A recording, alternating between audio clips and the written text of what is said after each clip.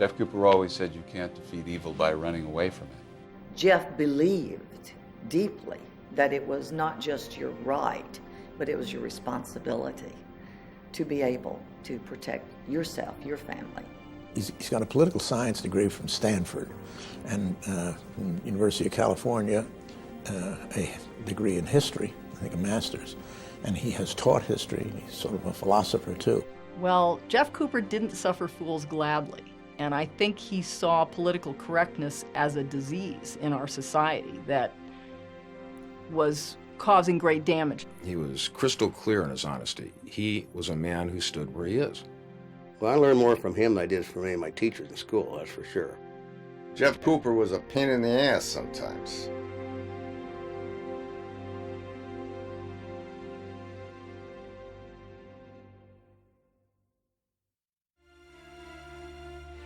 In the beautiful and rugged countryside near Prescott, Arizona, is a school as unique and fascinating as the man who started it. Gunsite is an academy unlike any other educational institution that teaches people in the precisely chosen words of its sharp and colorful founder to most effectively employ a handgun in the purpose for which it was intended. In other words, how to stop or kill an armed aggressor. Established in 1976, this was the first private school of its type in operation since the pre-Civil War dueling academies of the Old South. The school's founder was former Marine Corps Lieutenant Colonel John Dean Jeff Cooper. Gunsite to Cooper was like Disneyland was to Walt Disney. I mean, this was his ideal world, and he made it happen. A respected World War II combat officer, history teacher, philosopher, noted writer, big game hunter, devoted husband and father, enthusiastic gourmet cook, and all-around devotee of all things aesthetically pleasing. What Cooper will be best known for is his creation and implementation of what has become known worldwide as the modern technique of the pistol. His students have ranged from numerous SWAT officers and Special Forces members to private citizens who must present proof of their good character and honest intentions. Jeff's contributions are, quite honestly, somewhat incalculable. There's no way of knowing how many people he saved. I would have ventured to say it's probably in the thousands. I know myself, I've used it on 5 separate occasions. I've taught hundreds of people that have been involved in gunfights. These are principles that I learned from Jeff. In the history of modern firearms training, no name is better known than Jeff Cooper. Starting in 1957, Cooper experimented with, observed, and finally codified and refined the most successful system for safely and effectively using a handgun defensively. It wasn't until the turn of the century that individuals such as Elmer Keith, Bill Jordan, really started to publish material on what it took to be a gunfighter. How did you handle your weapon? How did you shoot? How did you train for the eventuality of a gunfight? Everyone who teaches somebody at any police academy, at any place, anybody who's learning how to shoot a pistol is going to learn the Jeff Cooper method. And it's his method. It didn't exist before he was here. And I must sound terribly, shall we say, conceited, because I did invent the training systems which are now more or less worldwide. And the reason they worked, the reason they are adopted, because they're right. And that's a terrible thing to say, you know, I'm right because I'm right. But that's the reason they adopted them, because they saw that they worked. But the sum total of Jeff Cooper as a man went far beyond his knowledge and teaching on firearms and self-defense. From combat Marine Corps officer in World War II, to enthusiastic amateur race car driver, African big game hunter, to history instructor and prolific writer, Jeff Cooper always lived his life to the fullest. We have been granted a short time on Earth in which to appreciate the great things. The fact that you cheer the act in which you're participating is zest. And that can be all sorts of things, from motor racing to mountaineering to lovemaking. The worst thing that can happen to you is failure to appreciate what God has made available to you. and zest makes that possible. Jeff Cooper was born and reared in a comfortable household in the old Los Angeles of movie stars, rolling hills, and orange groves. His father, Jack, was a philosophically and intellectually inclined banker and land developer who strived to bring out the best in his naturally inquisitive youngest son. Southern California, in the period between World War I and World War II, it was simply paradise. But there was not this feeling of compression, and besides which, we didn't have a social problem. Everybody was on the same team. And guns were a natural part of everyone's life. If you were a little kid, you would ask your other little kid, "Where are your father's guns? Let's go see your father's guns." And of course, always under proper supervision and always safe handling. But you would go say, "Well, this is my father's deer gun and this is my father's shotgun." But the idea that he didn't have a gun never came up. By the time Jeff entered Los Angeles High School in the early 1930s, he had become fascinated not only with guns, but with the military. Entering Stanford University in 1937, he majored in political science and continued his interest in military affairs through college ROTC. Nothing could be less scientific than politics, but it was considered to be easy, and I was really not terribly interested in the school. I got a B average out of college, but that was mainly because I liked the military subjects. While attending Stanford, he would meet someone who would become the most important person in his life, a lovely fellow Angelino, Janelle Marks. I suppose I used to say I spent most of my time chasing Janelle and going hunting. He chose a beautiful woman to marry. Well, I know an awful lot of people who read Jeff Cooper and think of him as a fire-breathing defender of Second Amendment rights. They really were a cute couple, and it was very sweet to watch them together. We always got along very well right from the beginning because he is a very enthusiastic person. He seemed interested in what I had to say, and I found him fascinating. We had lots to talk about always. I don't think there was ever a lull in the conversation in the many we've had over 60 years. At the time Jeff graduated from Stanford, the Marine Corps was offering top ROTC candidates officers' commissions. Anticipating America's entrance into the World War that was already raging in Europe, the patriotic and energetic 22-year-old proudly accepted an appointment as a second lieutenant in the United States Marine Corps. December 7, 1941, and the attack on Pearl Harbor was just around the corner.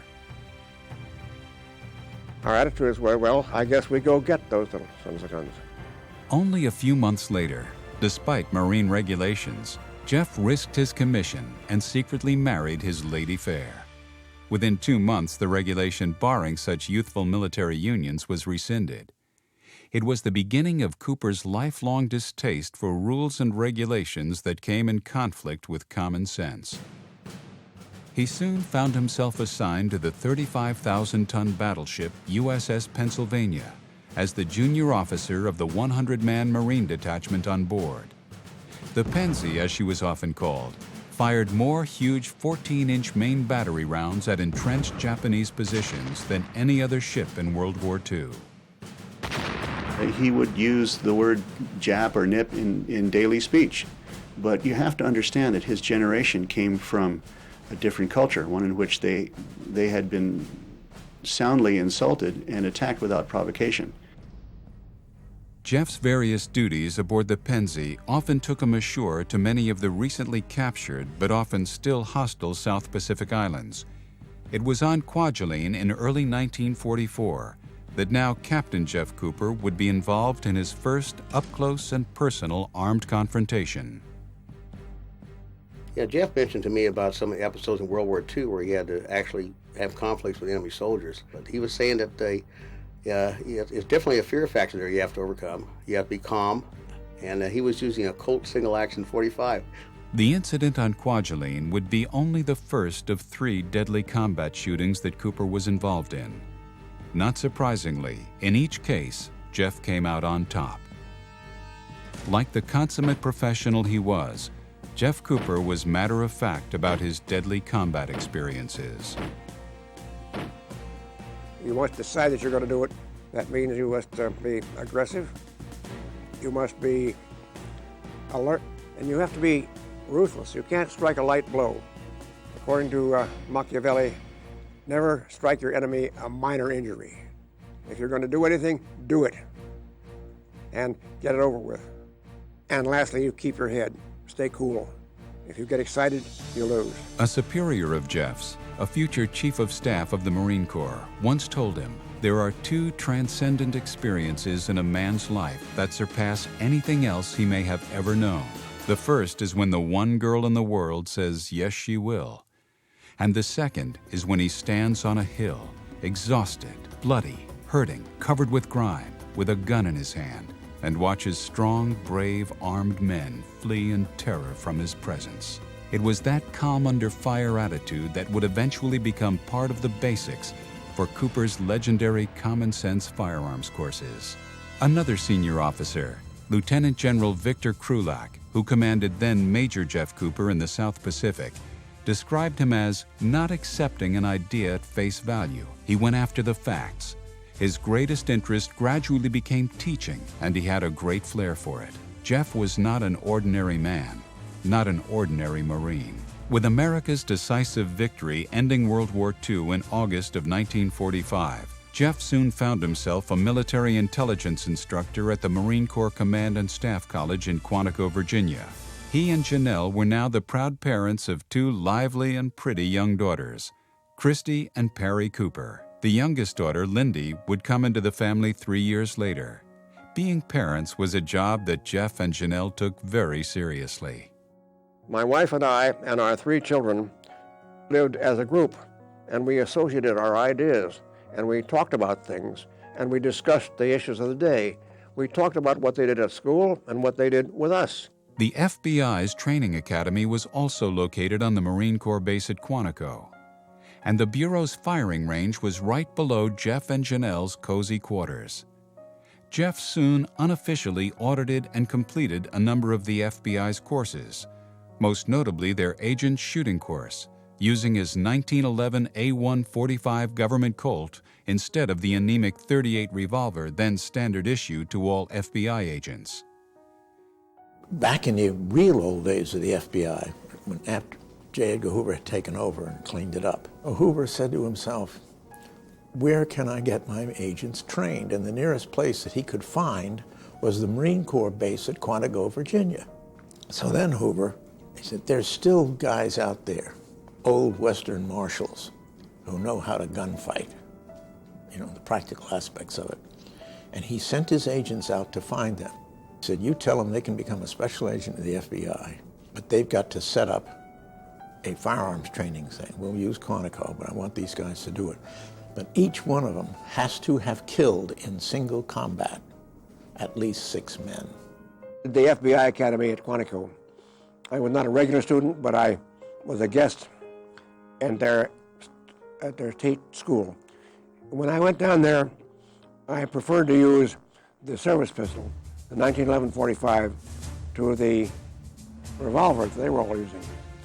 They thought I was unfair. And yes, I know, it's a better gun than that gun. I can do anything you can do with that revolver and do it better with this. And not so much because I'm a better shot. I may be a better shot, but I have a better gun. And this annoyed them very much. In later years, the FBI would eventually come around to Cooper's tried and true methods. The FBI doctrine was that most gunfights are within 7 yards, 21 feet. And it would be a particular stance with the legs apart, but it would be one hand. And Jeff Cooper changed all that. He changed it to the two-hand Weaver stance, which I'm now informed the FBI employs these days. The Korean War was in full and terrible swing. With his Stanford education, inquisitive nature, and now military intelligence background, Jeff soon found himself temporarily assigned to the fledgling CIA. It was part of his life that he felt honor-bound not to discuss. Jeff's particular code of honor, so to speak, was such that if he, as he explained, if he signed a document that said, I'm not going to do so-and-so, then by God, he's not going to do so-and-so, no matter what has transpired over a 40-year period. Much of his time with the CIA was spent in Thailand, organizing various covert operations that would make the Chinese divert troops from the war in Korea. Over 50 years later, Jeff's dangerous activities in Southeast Asia are still considered too sensitive to declassify.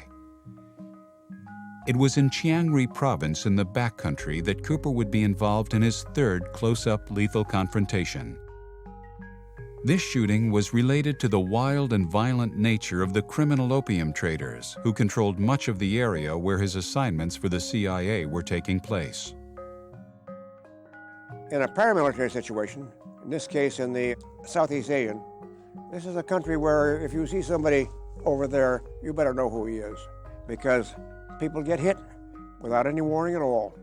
The situation in Thailand involved an apparent enforcer for one of the warlords who wanted to send a message to the Farang Westerners to keep out of his territory. The assassin's 9mm Sten gun at 25 meters was no match for Cooper's skill with a .45. The semi-automatic 1911 .45 Colt had been invented to arm U.S. troops against fanatical Muslim warriors in the southern Philippines in the aftermath of the Spanish-American War.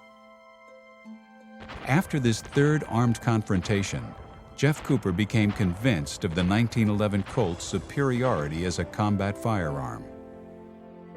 He used to talk about the 1911, and he used to say that Michelangelo said that the egg was the perfect shape.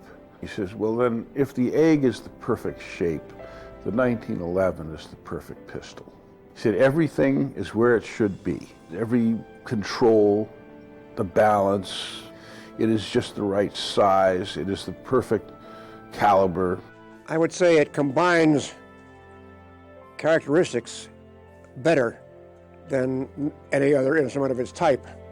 It combines stopping power, compactness, ease of operation, ease of manufacture, handiness, unlike any other gun. With the end of the Korean War, Jeff and Janelle and the girls settled into a middle-class officer's existence in Washington, awaiting further orders. In the early 1950s, amateur sports car racing was becoming all the rage. Jeff purchased a snazzy little MG and started competing in East Coast rallies that took place on local airstrips. I love to drive fast. I think most people love to drive fast. It's a great thrill to get out there on a course and go just as fast as that car will take you on the edge of disaster is a great thrill. It's a kick in the pants. But on the career front, the Marine Corps was going through some major peacetime changes, and Lieutenant Colonel Jeff Cooper soon found himself the victim of severe peacetime budget cuts in the military. Of the 400,000 Marines who were active duty in 1953, there would be available spots for only 95,000. Young light colonels like Cooper, who qualified for battalion strength commands, were not needed. Jeff soon went on inactive reserve status and found himself a civilian for the first time in 14 years. A man leaves home in one state, he goes out, he slays dragons, and he comes back and he's changed. And I think that resonated with the colonel. He has a great imagination, he has a great exuberance. He was destined for better things. And he tried a few civilian-type jobs that were not for him. The Coopers soon traveled across country back to Los Angeles, but it was a city that had changed dramatically since the early days of World War II. We didn't care for the public schools for our daughters in Los Angeles. So we moved up to Big Bear Lake, and we never regretted it. It was a place where Jeff could expand on his writing and pursuing his degree in history. doing teaching for the junior college that had an extension up there in Big Bear. Completing his master's in history at the University of California, Riverside, introduced Jeff to a side of education the combat-tested Marine hadn't known existed. Had in mind going for a doctorate in order to teach. I thought teaching at the university level would be a nice life, but I found out, no, it's not. The academic world is much too savage for me. I find that professional soldiers are very mild, gentle people compared to professors. I've never known hatred to be manifest so violently and so abstractedly as between academic types. Yet Jeff Cooper found great themes of courage and conquest in his master's thesis on Hernando Cortez and the conquest of the Aztecs. The idea that a man could set forth with 400 gentlemen adventurers and 200 maroon sailors in violation of his orders to conquer a community numbering somewhere between 6 million and 16 million people with nothing but what he had in his hands is a magnificence. He did it because God was on his side. People today are fond of excoriating the conquistador, being a brute who simply wanted gold and tortured the Indians and so on. Okay, you try it sometime. No, this is only a small part of the story. Certainly the conquistadors were brutal. They weren't probably as brutal as the Aztecs, but they were pretty brutal. I think that's off to one side. Heroism is a much bigger point, and this guy was something else. He achieved more with less than almost anybody in history. In the late 1950s, television westerns and quick draw were all the rage.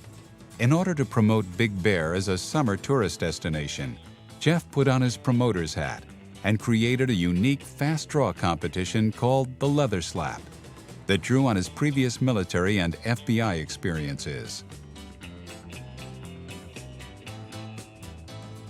A much sought-after motion picture gun coach who has worked with top talent like Russell Crowe and Bruce Willis, Fel Reed was a boy wonder quick draw artist of only 14 when he first competed in the Leather Slap. Jeff always treated me as an equal, like, as a man, although I wasn't one. But he always told me that age didn't make a lot of difference. It's how you conducted yourself. It was actually the last real gunfighting match I think they ever had. It was man against man. Each guy would stand and face his own target, and usually a 10 or 12-inch plate. We started out with whistles would blow, and you would draw and fire your weapon till you hit the target. And a judge would say which side won. Later on, they had electronic timing devices that would show the actual times. It was at the Leather Slap events that Jeff really began to observe and formulate the basics for what would become known worldwide as the modern technique of the pistol. He actually learned it through the laboratory method. He took a lot of young shooters who were very talented. In Big Bear, California, they would have the Big Bear leather slaps. So by watching these young shooters, observing them, seeing what they did right, seeing what they did wrong, he came to a body of knowledge that he later translated into what is still today taught at Gunsite, which is the modern pistol technique. Eldon Carl and Jack Weaver and Del Reed, and he took all these people and he brought them together. And he had the foresight and the intelligence to ask each of them, what could they contribute? And one individual, his draw was very, very quick. Another individual had consistency in when he struck something. Another individual seemed to press the trigger faster. And he took all these elements and started combining them. Well, safety was always paramount with Jeff's shooting because we were moving with guns all the time. Never had any accidents. Everything was completely safe because he set it up that way. Jeff would show us, finger out of the trigger guard, where to keep your thumb and stuff like that, how to hold the gun when you're moving and running. And we learned a lot from Jeff. Jeff codified the basic safety rules of firearms handling, and he taught those rules, and he was able to explain why each of those rules was important. All guns are always loaded. Never point the muzzle at anything you don't want to destroy. Keep your finger off the trigger until your sights are on the target and you're ready to shoot. Know your target and what's behind it and around it. Very simple. Lawyers want to put 400 rules on there. It is a fact of human psychology and how the brain is wired that your ability to memorize things in a stressful situation is limited by short-term memory. There are simply limits to what you can handle simultaneously. 4 is much easier to memorize than 10. This was also the beginning of what would eventually evolve into the unofficial Jeff Cooper social gatherings, where stories of past heroes and current events were shared, discussed, and relished. We used to meet at his fireplace at night. A lot of us would stay at his house. We'd sit around and have a few, maybe a glass of wine or maybe a beer once in a while for me. And we'd be able to talk about the Old West, honor, 300 Spartans, everything, Marines, the whole bit. In the mid-1960s, Jeff began to bring together all of his practical combat shooting observations and experiences by writing and publishing well-thought-out articles in widely read firearms magazines like Guns and Ammo. Individuals living and working under potentially dangerous circumstances from Central America to Africa began to take notice and contract with Cooper for private instruction. His experiences also led him to perhaps his best-known book, The Principles of Personal Defense, first published by Colonel Robert K. Brown of Soldier of Fortune magazine. And that particular publication is also indicative of what I think Jeff will be long known for, certainly one of the most important things, and that is the mindset of the individual that is going to get involved in a confrontational situation with firearms, or even hand-to-hand, alertness, how to respond, etc., being aware. And once again, this is something even the military really had not focused on. What Jeff did with the coding is something that we all need to learn, is that there are clearly different environments. And if you're observant and can detect those environments changing, then you yourself should change with them to a degree. The first was condition white, and I would call that like being an idiot, walking around having no knowledge of where you are, what's around you, and not much caring. Well, you're going to get in trouble that way. And he was yellow, and that was you're relaxed, but you're aware. You're aware of your surroundings. The next color, maybe orange, that was something catches your attention. You know, I don't know, something not quite right here. I better focus on that.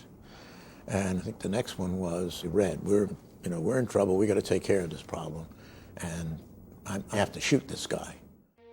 It was how to think about your environment, how to carry yourself, how to conduct your life in a safe fashion.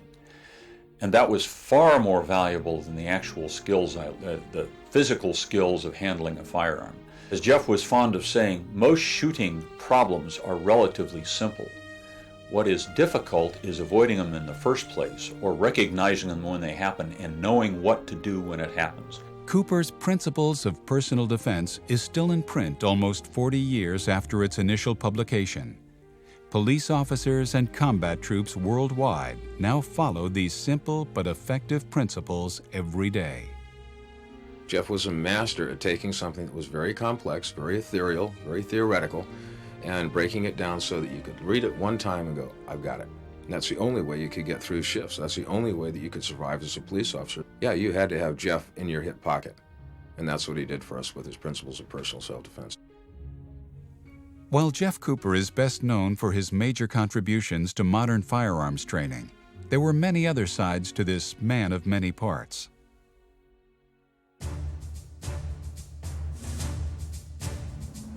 History is everything that ever happened, from what happened yesterday back to the Old Testament. And so if you can find a place that's dull, it's hard to do. The only reason you can find a dull spot in history is because people didn't write it down. History doesn't matter if you don't write it down. If you don't write it down, it didn't exist. History being a grand adventure, you have to jump around and pick out which adventures take your fancy. Teddy Roosevelt and his exploits as a Rough Rider commanding the 1st U.S. Volunteer Cavalry at San Juan and Kettle Hills in Cuba. I think those fascinated him a great deal. The colonel also appreciated the spirit of Theodore Roosevelt. Roosevelt has been called the last great public man on horseback in America.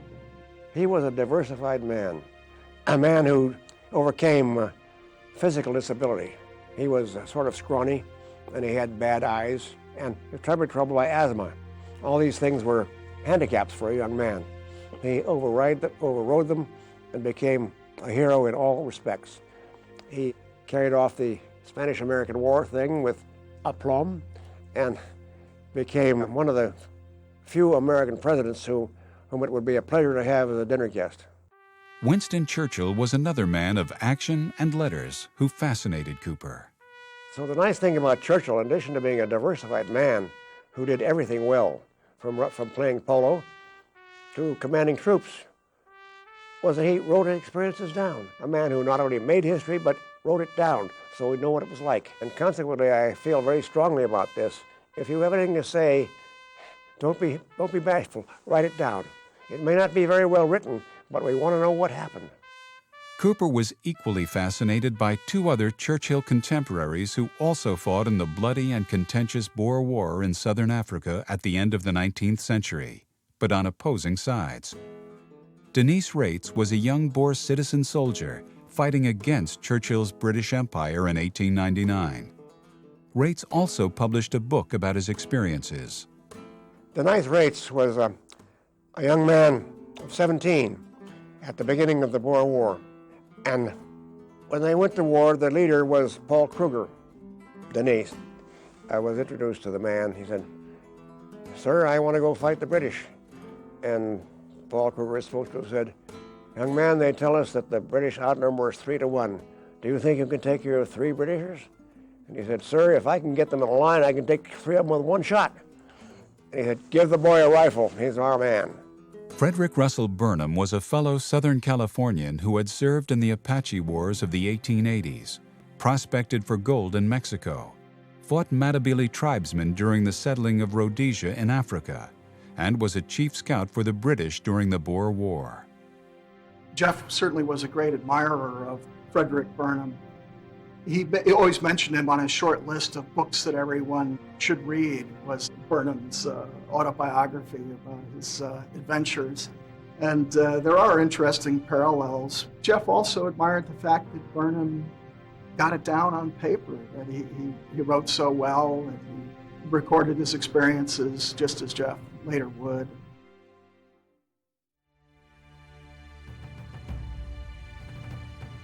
Jeff's knowledge and passionate appreciation of history also gave him a well-reasoned and unwavering basis for his firm stand on freedom and the Second Amendment, as well as an American's right to personally possess firearms. It isn't that freedom and liberty means you have the right to do everything that you want to do just because it makes you feel good. He would take it all the way back to Blackstone and say, understand completely how this Bill of Rights and how this Constitution came to be. And one of the things that Colonel Cooper and I discussed was the way they used the language in there. They did not say that in this Constitution we give our citizens the right to keep and bear arms. That's not what they said. They said the right to keep and bear arms shall not be infringed. What does that mean? It means you already had it. That's a God-given right. That's one of the unalienable rights that they were speaking of. It's something you get from God as a free person. And he understood that. When the Colonel talks about the Second Amendment, he would talk about it in many different lights. If you talk about the Second Amendment solely in terms of English construction, it's very clear you have 2 clauses. One a subordinate clause, and the main clause in that is the right of the people to keep and bear arms shall not be infringed. Notice that the right of the people to keep and bear arms pre-exists. It is not granted by a government. It is not a boon given to us by bureaucrats. It's not a political favor that can be handed out and taken back like candy. No, it is one of those things that stems from those inalienable rights that are granted by our Creator. We have the right to life, liberty, and the pursuit of happiness. And we have the right to defend our lives. And that is where it comes from, and that is inherent in every individual human being. He knew exactly where he would be, and he kept bringing us back to the few basics that are believed and understood to be a civil right under our Constitution, and that it should not be reclassified by anyone as a different kind of right. As George Washington put it, personal firearms are liberty's teeth. they enforce the freedom of the citizen against the government. Our entire governmental situation, encapsulated in the Bill of Rights, emphasizes that the people are the last analysis. The people are the last authority. The government is their servant. The Bill of Rights makes the government the servant of the people. They will remain the servant of the people as long as the people are armed. As long as the people are armed, they will remain the people's servant. That's the reason we regard the matter very seriously. A lot of people outside the shooting sports and the shooting culture and the Second Amendment advocacies forget that Cooper wasn't just about the Second Amendment. He was about all of them. And I became more sensitive to the entire Bill of Rights through his writing and his casual conversation. Jeff Cooper respected self-reliance and courage, attributes he felt were increasingly in short supply and under attack in modern times. Jeff Cooper always said you can't defeat evil by running away from it. And that's something that in these changing times when people are tossing away the important things of our heritage, Jeff Cooper sticks with you. You only have a certain amount of time, and you may not make it to sundown today. That goes for both you and me. So the ability to look at that fact in the face and laugh is courage.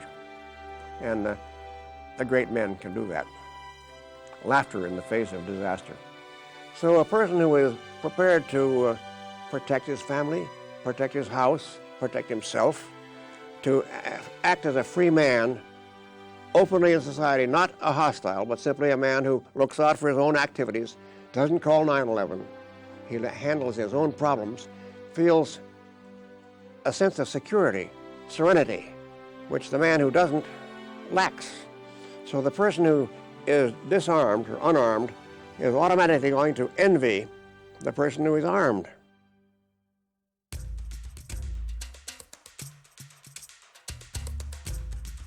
Jeff Cooper knew that firearms in private citizens' hands were not there just to keep the government in line. They could also be a passionate avocation as well as an undisputed right, as shooting sports had always been for him for much of his adult life. Shooting is fun. This is something a lot of people don't understand, especially in a so-called male-dominated society. A lot of women don't know that it's fun. Correspondents, news people, don't seem to realize that it's fun. They come down to visit and say, why do you do this? Here, take this, I'll show you something. They say, hey, this is fun. Yeah, it is. It never occurred to me to separate the pleasures of shooting sports by gender. I figured if I didn't show my children how to enjoy life, I would be abusing them. And that would be true of shooting. If I don't show them how to swim, I'm abusing them. If I don't show them how to appreciate good music, I'm abusing them. So we made it possible for all of our children to shoot when they wanted to, but we never pushed it. You should never require your child to learn to shoot.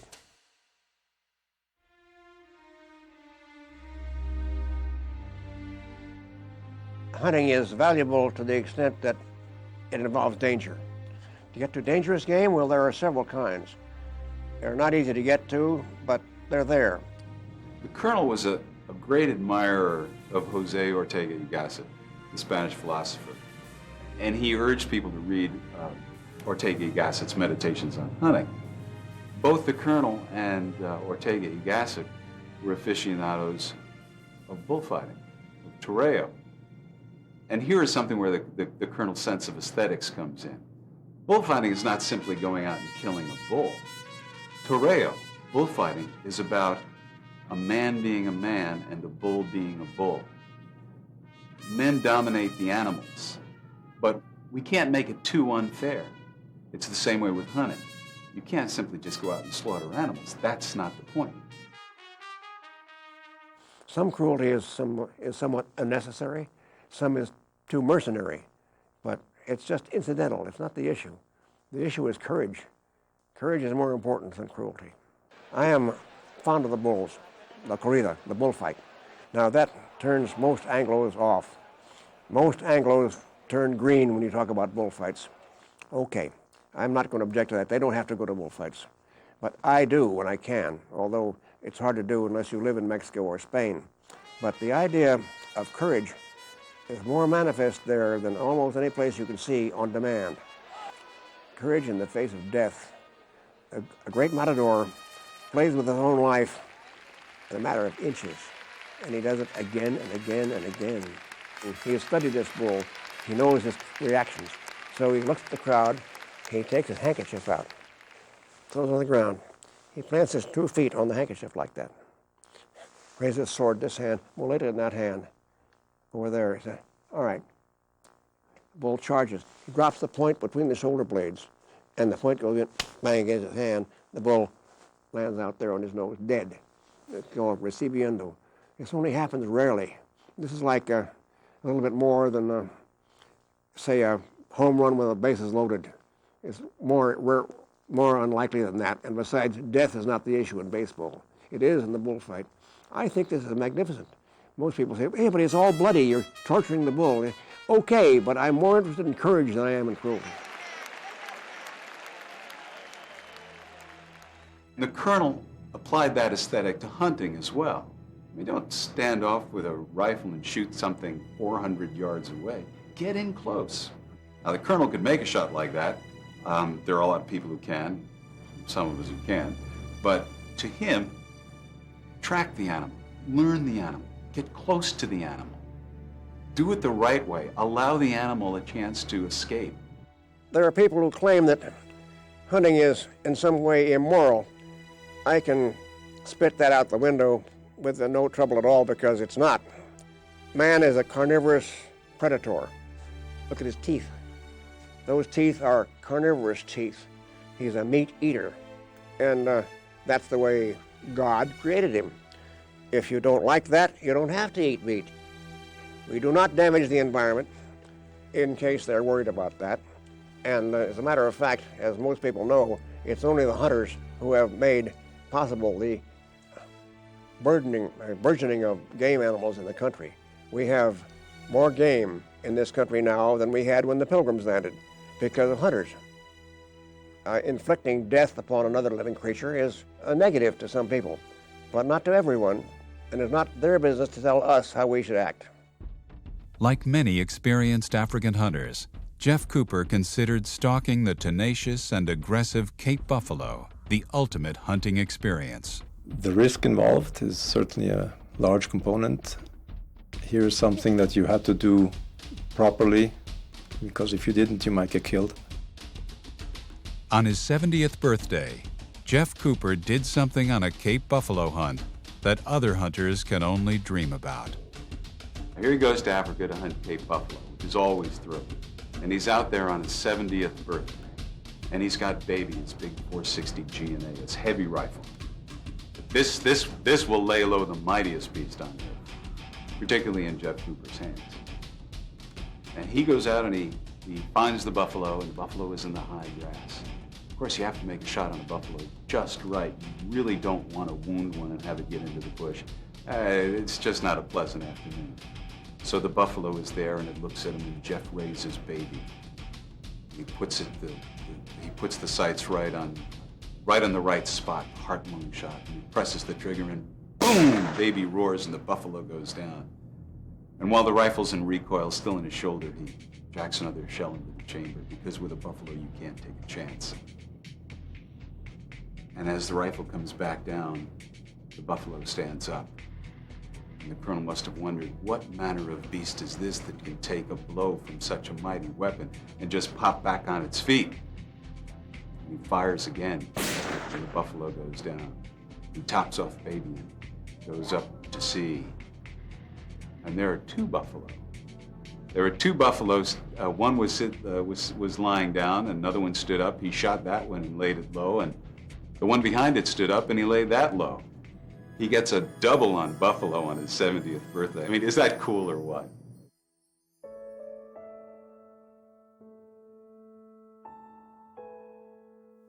The kind of Hemingway-esque adventurous spirit that would keep Jeff Cooper coming back to Africa, even in his 70s, contributed greatly to his writing of over a dozen books. His legions of devoted readers were surprised at the wide range of subjects that Cooper's books often touched upon. He had such a respect for the truth and for exactitude. And in his writing, his grammar was always perfect. There was also an exactness in what he said, that when Jeff Cooper described something, you knew that it was exactly true to the best of his ability to recall it and describe it. The broad spectrum of knowledge is just truly fascinating, and his knowledge of history. And it was truly a joy to sit down and simply listen to him. Not that he lectured, but it was truly quite awesome. Jeff Cooper also never had a problem expressing his opinions in public writing forums as well. I began reading National Review and saw letters to National Review from Jeff Cooper, which impressed me greatly. Well, these were just letters to William F. Buckley. He used to respond personally, and Jeff might take him to task on the use of a certain word or his characterization of a historical incident. But Buckley was impressed enough with his letters to publish them and respond. Jeff Cooper was a pain in the ass sometimes. He was very prickly. I'm saying that in not a denigrating manner, but I suggest as a friendly way. But he was very picky, and Jeff was very dogmatic. But he had an insight and the capability of going underneath the headlines and really get a feeling for what the facts of the case were, so to speak. Storytellers do like each other. You know, what they don't like are bad storytellers, you know, and he had the same quality that I do. When someone was telling a story badly, you sit there and say, is this going to be a long story? Because if it is, please shut up, because you're not really good at this. This gun writer and Marine Corps colonel was as big a fan of The Lord of the Rings as I was, perhaps even bigger. And he saw it as a combination of a wonderful myth, illustrating the battle between good and evil. But I think he also just admired Tolkien's genius as a writer and as a stylist so much that it was a great pleasure to him to read it. Jeff Cooper was one of those rare individuals who was truly larger than life. There are specific stories about him that have become part of his personal legend. One of the great stories about Jeff was that Bob Peterson was having lunch with him at Scandia, the restaurant Peterson owned, and Peterson sat down on his left side. And he said, why are you sitting on my left side? He said, I want you on my right side. He says, why? He says, because if somebody comes in here, Jeff, and something erupts, you know, some shooting incident erupts, I don't want your empties in my salad. And Jeff very sternly thought about it and said, that's good thinking, Pete, that's good thinking.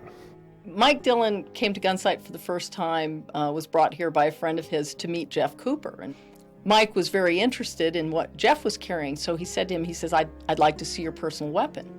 And Jeff was wearing his .45 cocked and locked, condition 1 on his hip. And Jeff says, you want to see my personal firearm? And Mike says, yeah, I'd like to see what it looked like.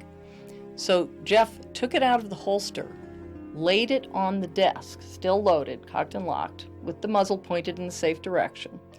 Then he opened the drawer in front of him where he had another .45, made sure it was loaded with a round in the chamber, put that in his holster. Then he proceeded to unload the gun he'd started with that was now on the desk, and then he handed it to Mike for Mike's inspection, which is classic Jeff Cooper. Never be without a loaded gun ready to fire on your hip. Yet this man of action had quiet, reflective moments that revealed another side to his spirit and soul. It was an experience in the Pacific when he was standing on the bow of Pennsylvania, his ship. And in the midst of the war and all the difficulties, he saw a flying fish arcing out of the water ahead of the bow. And he said he was just swept away by the beauty of it. He was filled with a kind of a rapture at what a beautiful sight this was. It just washed everything else out of his mind. For Jeff Cooper, life held unlimited possibilities, some of which he never set out consciously to pursue. My life just happened to me. I didn't do it on purpose. What enabled it was a tremendous lot of luck, enormous luck. So much luck that, well, it can't be explained except by divine intervention. Jeff Cooper's legacy of self-defense and situational awareness lives on through Gunsite and the thousands of successful students who have completed instruction on its ranges. Many military, police, and civilian instructors themselves have passed on Cooper's modern technique to literally hundreds of thousands of shooters worldwide. Well, Jeff Cooper is to the firearms training what John Browning was to the modern semi-automatic pistol, or Henry Ford was to the automobile industry. Well, a couple of months ago, I was down at Fort Sam, Houston, where they train medics for the United States Army. Almost every soldier that was carrying an M16 with his hand on the pistol grip and his finger straight along the side of the weapon above the trigger guard, exactly the way Jeff taught me to handle either a rifle or a pistol way back in 1979 and in the 1980s at Gunsite. And I thought that was a testament to how widely his teachings have permeated what we do in the military and in the police forces today.